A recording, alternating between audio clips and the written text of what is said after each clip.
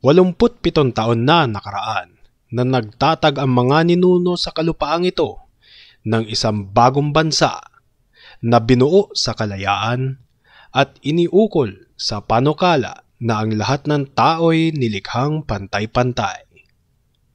Ngayon, tayo ay nasa kalagitnaan ng isang digmaang sibil upang subukin kung ang bansang iyon o kahit anong bansang sadyang binuo at iniukol ay kayang magtagal.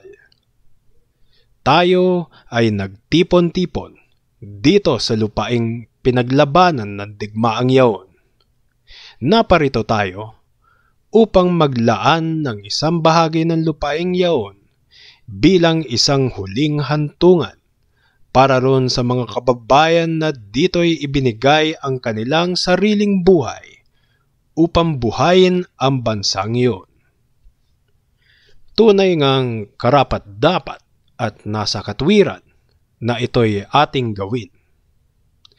Ngunit kung titignan mas malawak, wala naman tayong kakayahan para ilaan, bigyang importansya, gawing sagrado ang lupang ito.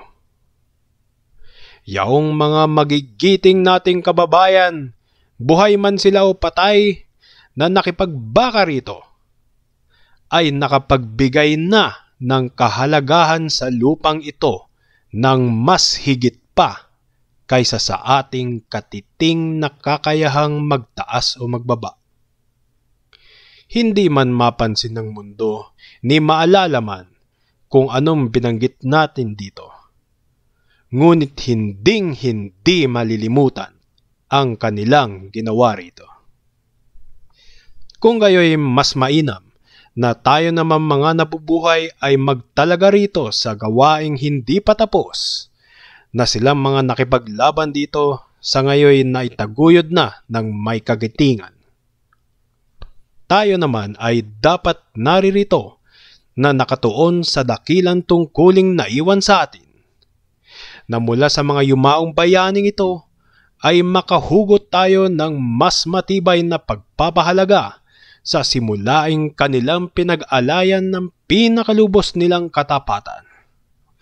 Narito'y matibay nating ipinapasya na hindi sila nangamatay sa kabiguan, na sa bansang ito, sa ilalim ng Diyos, ay muling sisilang ang kalayaan at ang pamahalaan ng mga tao mula sa mga tao para sa mga tao ay hindi maglalaho sa daigdig.